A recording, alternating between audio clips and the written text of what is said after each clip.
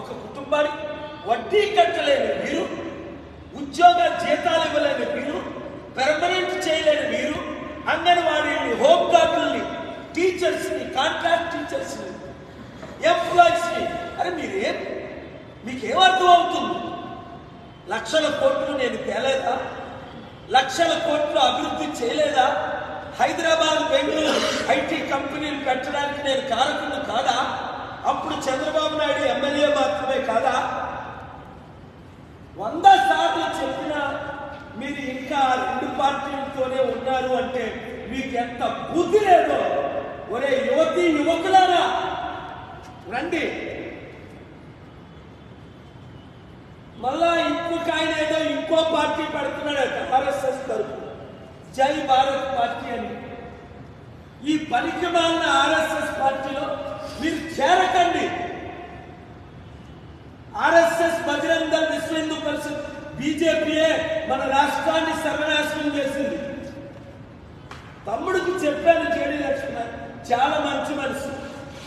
నన్ను 1000 కోట్ల రూపాయలు అడిగాడు వాళ్ళ టీంతో ఉంటుండగా. అవసరం లేదు తమ్ముడు, 1000 కోట్ల రూపాయలు అవసరం లేదు. నాయన అలాగైతే నేను పార్టీ పెడతాను. ఎవరు 1000 కోట్ల రూపాయలు ఇస్తే నువ్వు పార్టీ పెడతావా? ఆ పార్టీలో కలవడమా? ఓట్లు పడతాయా? లోక్సత్తా పార్టీ కంటే పెద్ద పార్టీ ఉందా? జయప్రకాష్ నారాయణ గారి కంటే జేడీ లక్ష్మీనారాయణ తెలివైనడా? 100 రెట్లు బెటర్ జయప్రకాష్ నారాయణ గారు.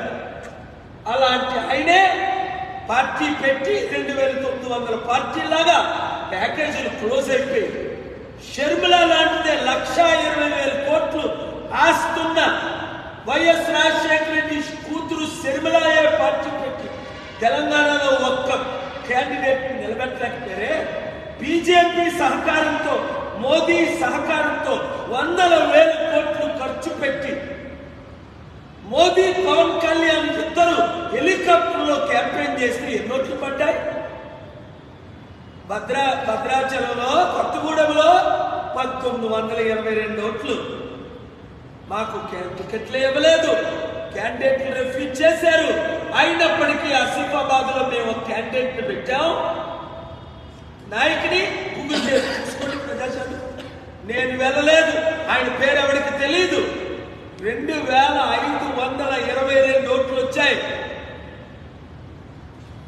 100 రెట్లు బెటరని పవన్ కళ్యాణ్ బీజేపీ కంటే ప్రజాశాంతి పార్టీ రుజువైపోయింది తెలంగాణలో. రండి ఆంధ్రప్రదేశ్ తెలివైన ప్రజలారా, ఈ 2 పార్టీని బుద్ధి చెప్పుదామంటే 7569441275 మీరు కంటెస్ట్ చేయండి. 10,000 మంది యూత్తో నేను మీటింగ్ పెడతాను.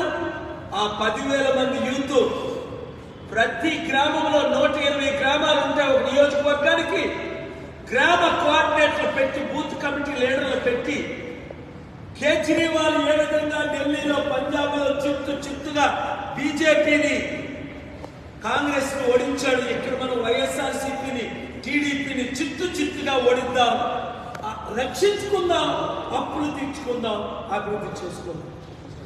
హరిరామ జోగే లాంటి పెద్దల మాటలు మనం విందాం, వారిని గౌరవిద్దాం. దాదాపు 90 సంవత్సరాల వయసు. హోమ్ మినిస్టర్గా చేశాడు, మినిస్టర్గా చేశాడు, మెంబర్ ఆఫ్ పార్లమెంట్ గా. అంత పెద్ద ఆయన కన్నీరు, 27-30% కాపులు కన్నీరు. నువ్వు మరలా తీసుకెళ్ళి లోకేష్ కి, చంద్రబాబుకి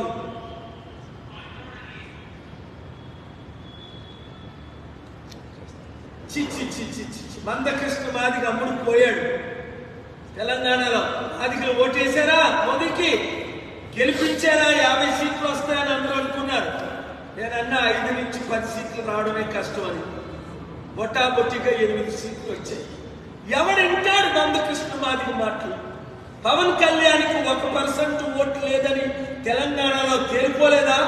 2 లక్షల ఓట్లు పడితే కొత్తగూడెంలో 2,000 ఓట్లు రాలేదంటే అర్థమేంటి? 100కి 1 ఓటే. ప్రజలు మనతో ఉన్నారు. ఎందుకు? మనం అమ్ముడుపోలేదు, నీతి నిజాయితీగా ఉన్నాం, కన్నీరు తొడవగలం, ఉచిత విద్య వైద్యం ఇవ్వగలం, ప్రతి నిరుద్యోగికి ఉద్యోగం ఇవ్వగలం. మీ ఇష్టం. కష్టపడతారా? ఒక్కొక్కరు 100 మంది 1000 మందికి చెప్పండి, 100 రోజులు టైం ఉంది, ప్రజాశాంతి పార్టీని గెలిపించుకోండి, బీసీ ఎస్సీ ఎస్టీలందరూ ఏకం కండి. లేదా వాళ్ళప్పుడు పోయారని వాళ్ళతో పాటు మీరు స్టీల్ ప్లాంట్ పోతే ఎవరికి నష్టం? 2 లక్షల కుటుంబాలు, ఈ 26 మంది అందులో 4 అమ్ముడు పోయారట, వాళ్ళకి కాదు కదా, వాళ్ళకి 100 కోట్లు 1000 కోట్లు వస్తున్నాయి. అందుకనే చిత్తశుద్ధి ఉంటే టీడీపీ ఎమ్మెల్యే ఎంపీలు, బీజేపీ ఎమ్మెల్యే ఎంపీలు, కాంగ్రెస్ తెలంగాణ ఎమ్మెల్యే ఎంపీలు, ఎక్కడున్న ఆంధ్రప్రదేశ్ వైఎస్ఆర్సీపీ ఎమ్మెల్యే ఎంపీలు 5 రోజుల్లో ఈ జిందాల్ అగ్రిమెంట్ క్యాన్సిల్ చేసి ఆ బట్ని కానీ సస్పెండ్ చేయకపోతే సీఎండీని ఎక్కడ ధర్నా చేద్దామో చెప్పండి. లేదు మేము అమ్ముడుపోయాం, మేము ధర్నాలు చెయ్యం, మాకు మోదీ అంటే భయం అంటే ప్రజలారా మీరు అర్థం చేసుకోండి. Thank you very much. Sir, మీకు మొదట్లో